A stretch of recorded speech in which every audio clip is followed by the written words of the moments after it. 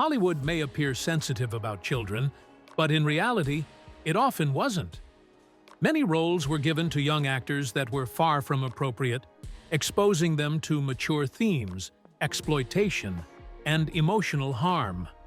Today, we're going to uncover some of the worst roles ever given to children in old Hollywood.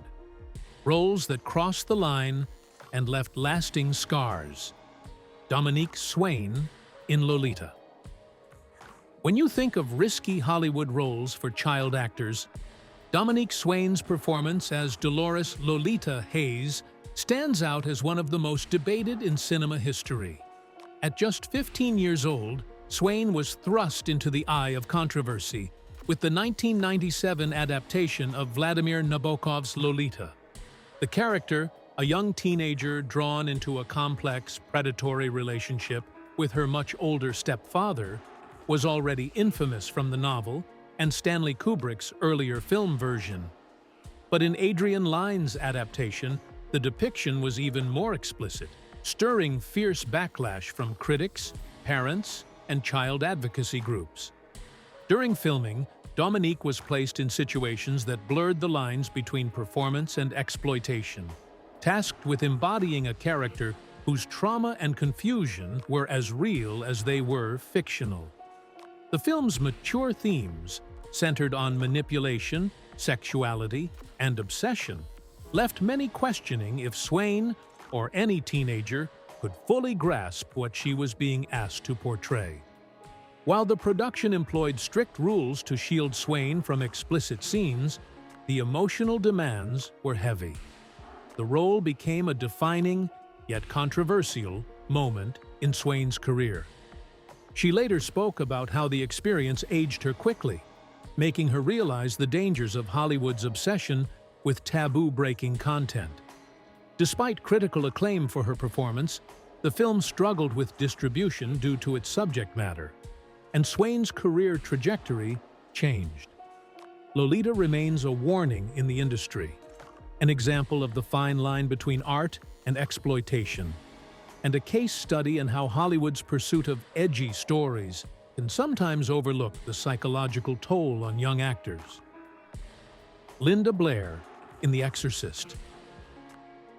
Linda Blair's life changed forever when she was cast as Regan McNeil in The Exorcist at just 12 years old. Before this iconic role, she was a typical child actress, appearing in commercials and minor TV parts. But her journey into the world of horror began with the film's notorious production. Blair was required to portray a child possessed by a demon, enduring psychological and physical torment on screen that shocked both audiences and critics. The film's graphic content, intense language, and disturbing imagery made The Exorcist not only a box office sensation, but also a magnet for controversy. Linda was thrust into a maelstrom of attention, with media and fans unable to separate her from her on-screen character. The traumatic filming process included lengthy makeup sessions, grueling special effects, and scenes that pushed the boundaries of what a child should ever experience, let alone act out. While Linda's performance earned her an Academy Award nomination, the experience left her deeply scarred. Blair's later interviews revealed just how difficult it was to recover from being forever typecast as the possessed girl. She struggled to find roles that allowed her to move beyond horror, and the publicity around The Exorcist often overshadowed her attempts to build a normal life.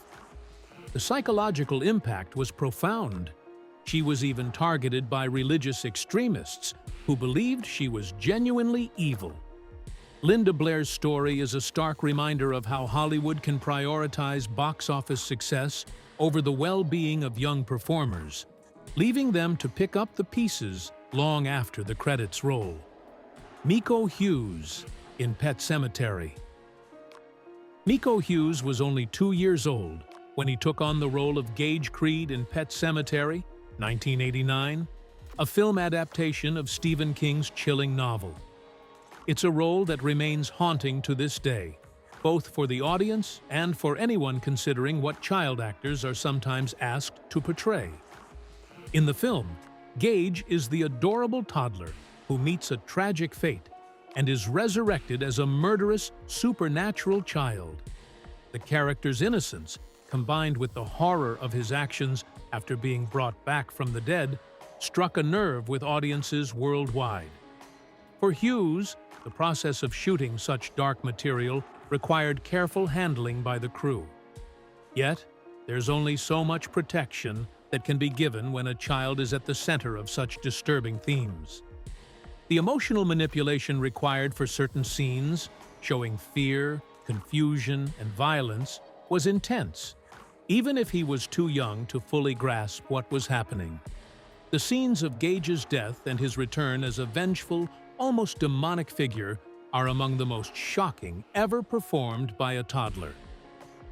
While Miko Hughes would go on to act in other films and TV shows, his performance in Pet Sematary remains an unsettling benchmark in the discussion of child actors and horror cinema.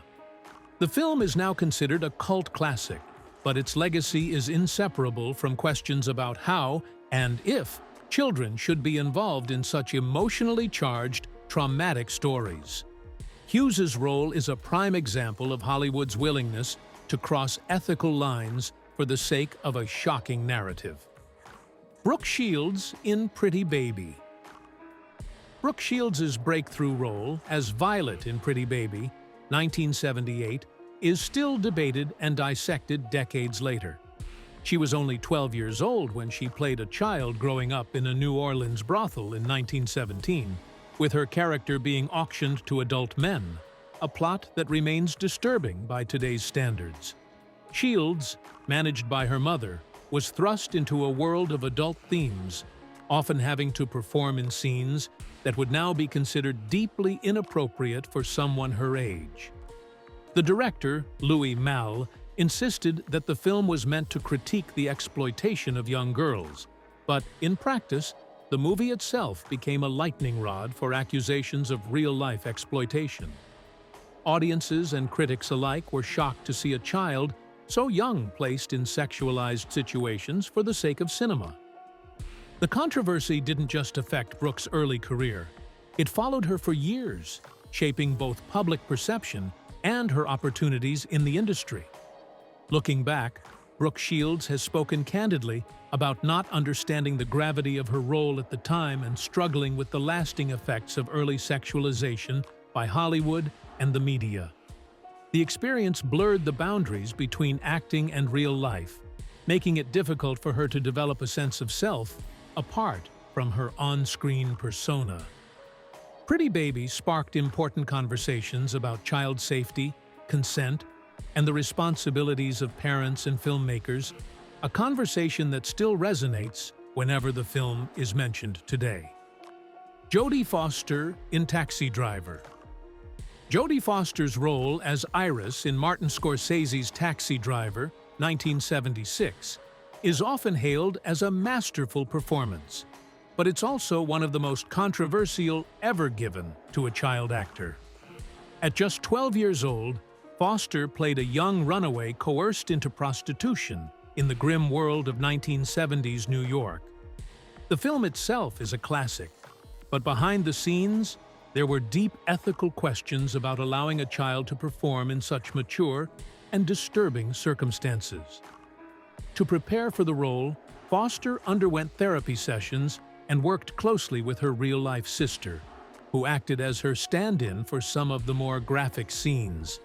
Despite these precautions, the emotional toll was immense. Foster has since spoken about how she was shielded from some of the script's darkest elements, but the experience left a lasting impression.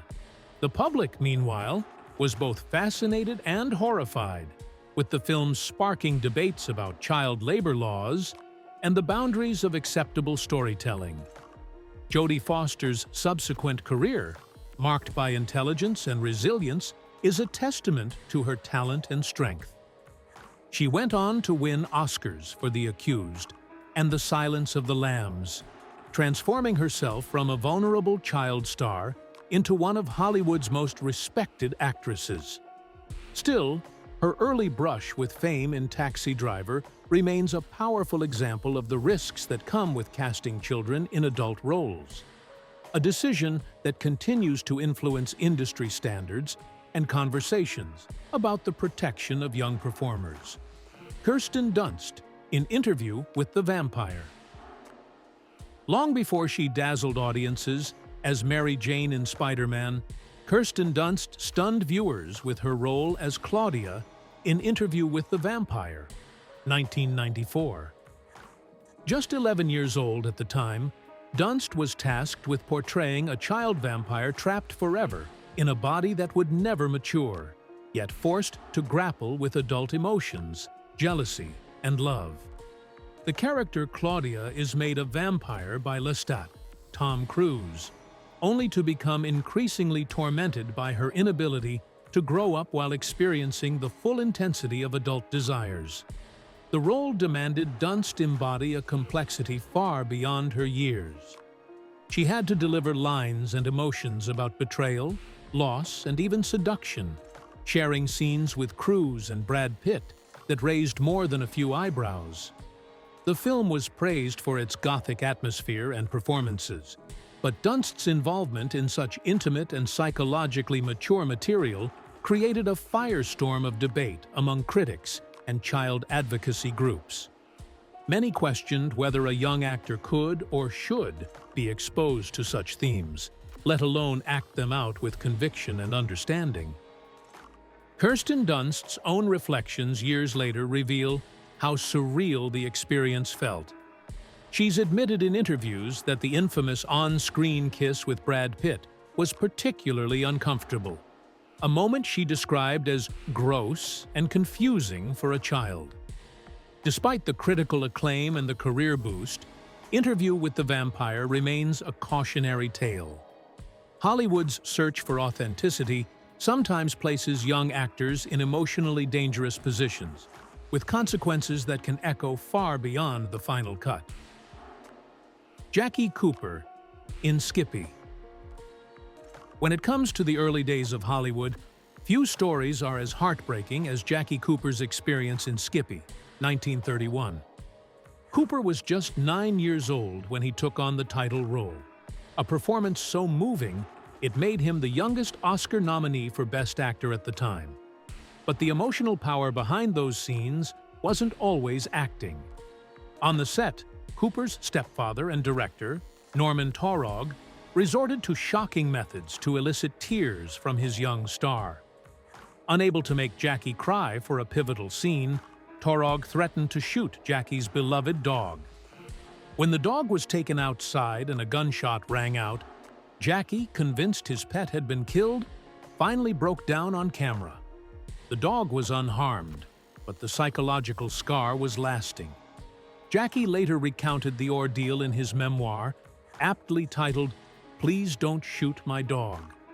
The story exposes the ruthless lengths filmmakers once went to for authenticity, disregarding the emotional welfare of their child actors. Cooper's experience is a classic example of how the industry's obsession with realism could tip into outright cruelty. Despite the trauma, Cooper remained a top child star throughout the 1930s. Yet the cost was high. The industry's disregard for his well-being left a mark that never fully faded, shaping how future generations would debate the ethics of working with children. Jackie Cooper's story is a haunting chapter in Hollywood's history, a reminder of a time when even the most innocent faces on the silver screen could hide deep wounds just out of sight. Edward Furlong in Terminator 2. Judgment Day. Edward Furlong's sudden rise to fame as John Connor in Terminator 2. Judgment Day, 1991, reads like a classic Hollywood fairy tale with a tragic twist. Discovered at a youth center with no acting experience, Furlong was cast as the rebellious young savior of humanity at just 13 years old. Instantly, he became a global sensation, sharing the screen with Arnold Schwarzenegger and appearing in one of the highest-grossing films of the decade. But while John Connor's journey was filled with chase scenes and apocalyptic stakes, Furlong's real-life story became one of pressure and loss. Thrust into the spotlight, he struggled to cope with instant fame, the demands of the industry, and a lack of a stable family environment. The immense weight of carrying a blockbuster at such a young age took its toll, and as the cameras moved on, Furlong found himself lost in a world that offered little guidance. His later years became marked by addiction and legal troubles. By the time Terminator 3 came around, Furlong was no longer cast as John Connor, his personal battles costing him the role that made him famous. He continued acting, but never escaped the shadow of his early success or the chaos that followed. Furlong's story is a sobering lesson. Behind every breakout, child performance lies the need for support and protection, something Hollywood has often failed to provide. The real judgment day for many child stars comes after the credits roll. Tatum O'Neal in Paper Moon. Tatum O'Neal made history in Paper Moon, 1973, as the youngest actor ever to win an Academy Award, earning the Oscar at age 10 for her role as Addie Loggins. Paired with her real-life father, Ryan O'Neal, Tatum played a sharp-witted, street-smart orphan hustling through the Depression-era Midwest.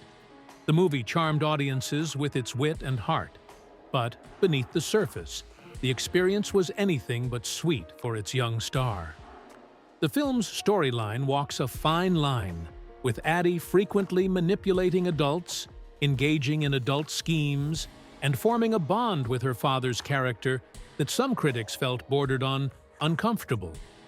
Scenes that implied romantic or flirtatious chemistry between the two, while intended to be innocent, sparked conversations about boundaries and the adultification of children in film.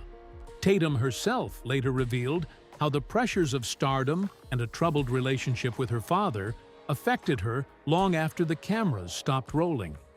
The intense media attention and the burden of carrying a major film as a child left O'Neal struggling with identity and addiction issues for years. Despite her success, she grew up fast, missing out on a normal childhood. Paper Moon is remembered as a cinematic gem, but Tatum O'Neal's journey through it is a powerful reminder of how easily Hollywood can blur the line between a child's role and a child's reality. Her story is one of early triumph, followed by lifelong challenges, echoing the fate of too many child stars before and after her. Micah Den Lee and Renee Shin-Yi Chen in Twilight Zone, the movie. The story of Micah Den Lee and Renee Shin-Yi Chen is one of Hollywood's most harrowing and tragic. In 1982, these two young actors, Micah, age 7, and Renee, age 6, were cast as Vietnamese children in Twilight Zone, the movie. The film's segment, directed by John Landis, required a dramatic rescue scene, complete with explosions and low-flying helicopters. What should have been a showcase for their budding talent became a disaster that would forever change the film industry. On July 23, 1982, during a late-night shoot that flouted California labor laws protecting child actors, disaster struck. Special effects explosions sent a helicopter out of control, crashing onto the set and killing both children and veteran actor Vic Morrow. The incident sent shockwaves through Hollywood, sparking national outrage and soul-searching over how and why children had been placed in such a dangerous situation. Investigations revealed that the production had ignored safety regulations and failed to secure the required permits, all in the name of getting the perfect shot. The accident led to criminal charges against John Landis and several crew members, all of whom were acquitted. But the legacy of Micah and Renee's deaths lives on. Their story became a turning point, prompting stricter enforcement of child labor laws and new standards for on-set safety. It remains a somber warning. No film, no matter how spectacular, is worth the life of a child. Their tragedy stands as a stark reminder of the responsibilities that come with putting young lives in Hollywood's spotlight. Shirley Temple, in various 1930s. Roles. No conversation about child actors and controversial roles is complete without mentioning Shirley Temple, the most iconic child star of classic Hollywood. Temple became America's sweetheart in the 1930s, but beneath the surface of her curls and dimples were performances and situations that would raise eyebrows today. In films like Baby Burlesques and Bright Eyes, Shirley was often cast in scenarios that blurred the lines between cute and uncomfortably adult, sometimes dressed in adult costumes or performing routines that mimicked grown-up romantic behavior. Producers leaned heavily into her charm, but the innocence portrayed on screen was often undercut by the scripts. In Baby Burlesques, for example, Shirley played a toddler in adult situations, parodying adult romance, politics, and social themes, often alongside other very young children in similarly suggestive costumes. Audiences at the time found these films adorable, but in retrospect, many critics and historians have flagged the way Temple's roles skirted the edge of exploitation, turning a child into an object of entertainment with adult overtones. Shirley herself later reflected on how surreal and sometimes confusing the attention was. She didn't always grasp the meaning behind what she was acting out, but she was keenly aware of the adult world around her and the pressures to perform. Despite the awkwardness and the questionable scenarios, Temple's professionalism was remarkable. She worked grueling hours, shouldering the box office hopes of entire studios. Her roles and career highlight how early Hollywood's idea of entertainment could sometimes come at a high psychological cost for its youngest stars. Dominique Swain in Lolita. Dominique Swain's performance in Lolita, 1997, remains one of the most contentious child roles in movie history. At just 15, she was cast as Dolores Hayes, a character forever linked to controversy from Vladimir Nabokov's infamous novel. The film adaptation, directed by Adrian Lyne, placed Swain in the center of a story about manipulation, obsession, and the blurred boundaries between childhood and adulthood. The character of Lolita is depicted as a young teen seduced by an older man, played by Jeremy Irons. Even though filmmakers took technical steps to avoid the most graphic depictions, the emotional requirements of the role were immense. Dominique had to act out scenes involving trauma, confusion, and complex power dynamics far beyond what most teens should ever have to process. On set, every effort was made to shield her from the most explicit aspects, but the responsibility of carrying such mature material left its mark.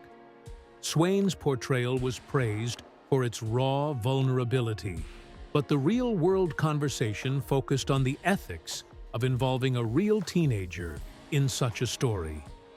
Dominique herself would later talk about how the role forced her to grow up quickly, navigating a media storm and public reaction that was often harsh and judgmental.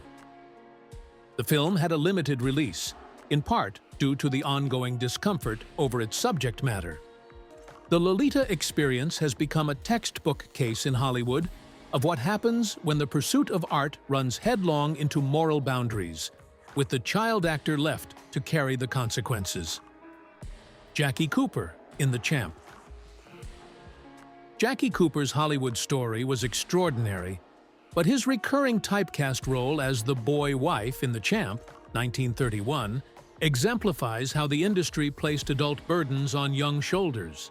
In this film, Cooper plays Dink, the deeply devoted son of a washed-up alcoholic boxer. Dink's unwavering support, his role as caretaker, and the depth of emotion he's asked to portray are striking.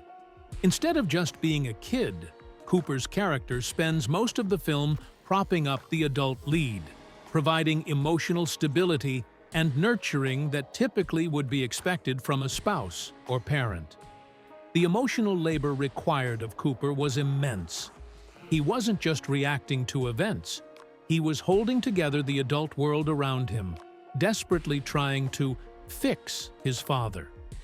Hollywood quickly realized that audiences responded to Cooper's depth and innocence, and so the industry repeatedly cast him in similar roles, where he was asked to comfort, cajole, and even rescue adults in distress. This became the boy-wife trope, and it followed Cooper from one movie to the next. Over time, this pigeonholing cost Jackie his sense of self. As he grew, it became nearly impossible for Hollywood to see him as anything but the ever-suffering, mature beyond his years support figure.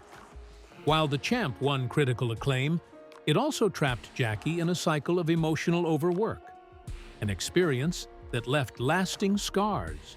For many, Cooper's story is a cautionary tale. Even success can become a burden when a child's identity is defined entirely by the needs and traumas of the adults around him.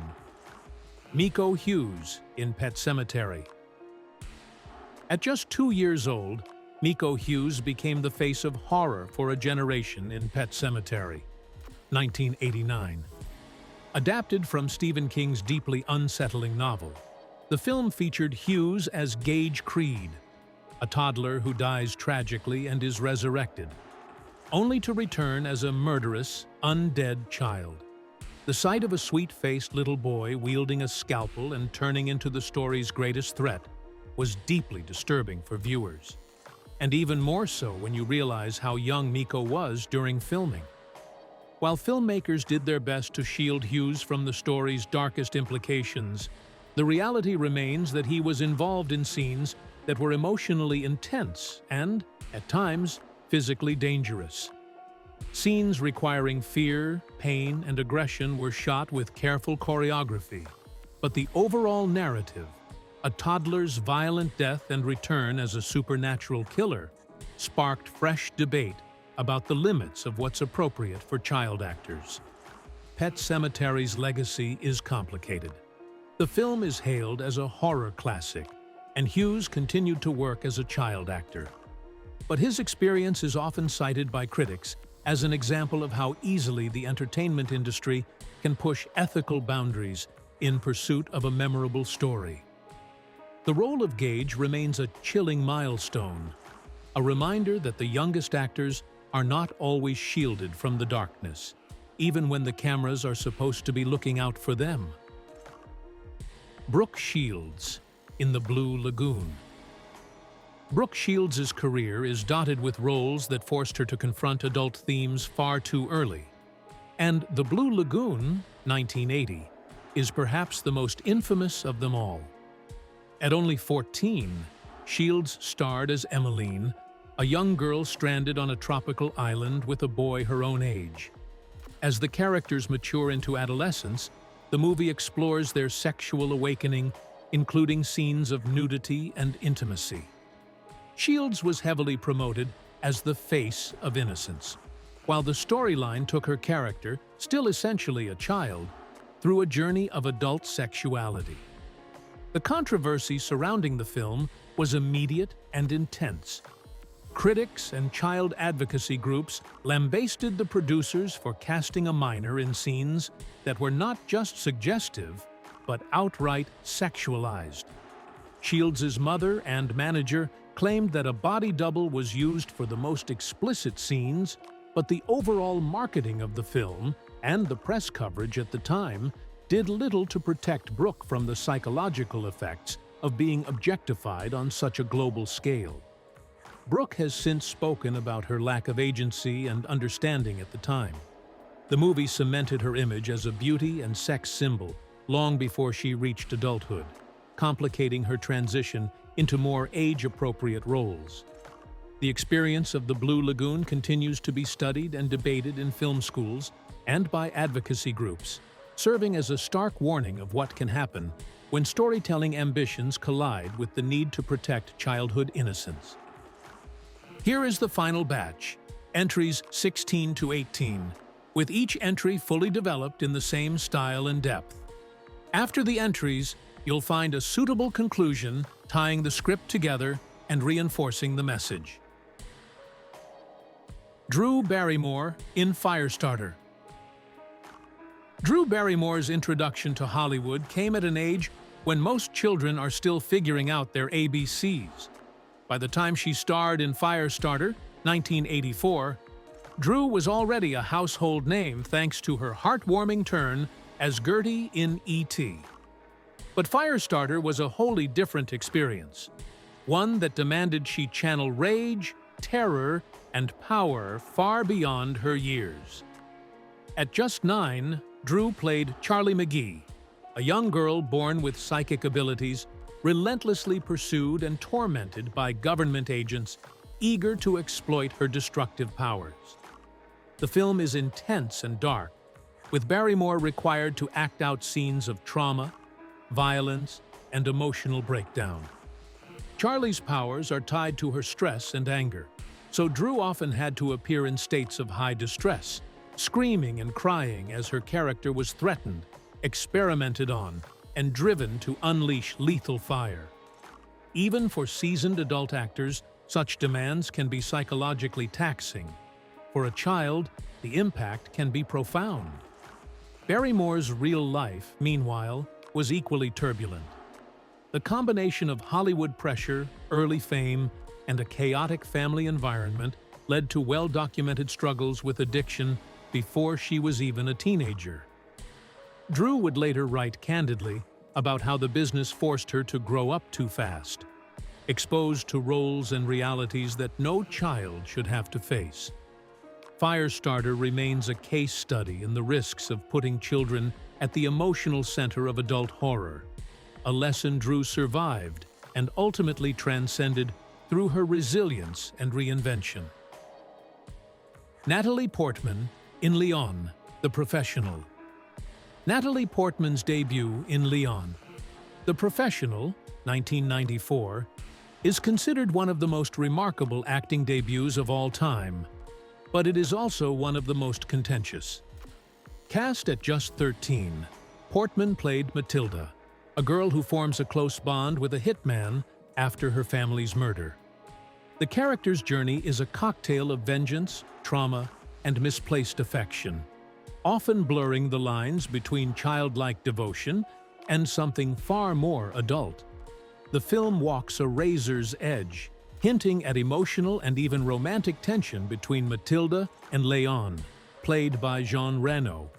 While director Luc Besson intended the relationship to be ambiguous, many viewers and critics were left uncomfortable by the undertones, feeling the story sometimes crossed into territory no child should inhabit, either in fiction or in reality.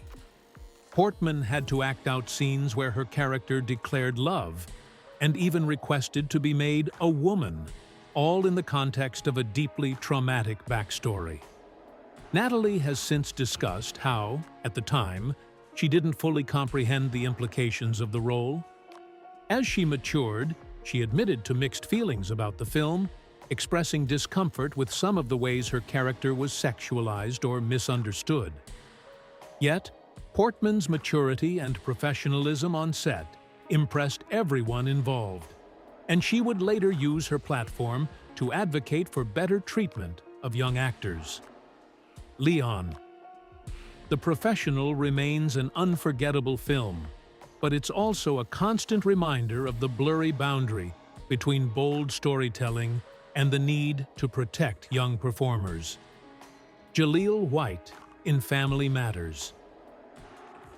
Jalil White's life changed overnight with the creation of Steve Urkel, the nerdy, lovable next-door neighbor on the long-running sitcom Family Matters. At 12, White was meant to appear for just one episode, but Urkel's quirky voice, signature suspenders, and catchphrases turned him into a pop culture sensation. Suddenly, the entire show revolved around him, and his image was on everything from lunchboxes to breakfast cereal. But the world's adoration became a trap. White's personal identity was almost erased by his alter ego.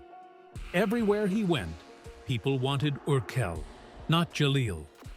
The pressure to remain in character was relentless, with White unable to grow up or change without disappointing millions of fans and producers. The intensity of the show's success, 9 seasons, hundreds of episodes, kept White locked in a perpetual state of childhood, even as he matured. As the years passed, White struggled to break free of his typecasting. He openly discussed his discomfort with the character, once famously saying, "If you ever see me do that character again, put a bullet in my head and put me out of my misery."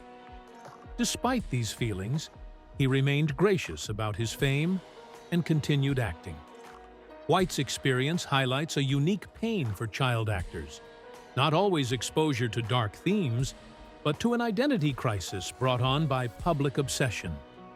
For Jalil, the most controversial role wasn't about on-screen trauma, but about a childhood spent being someone he could never quite leave behind.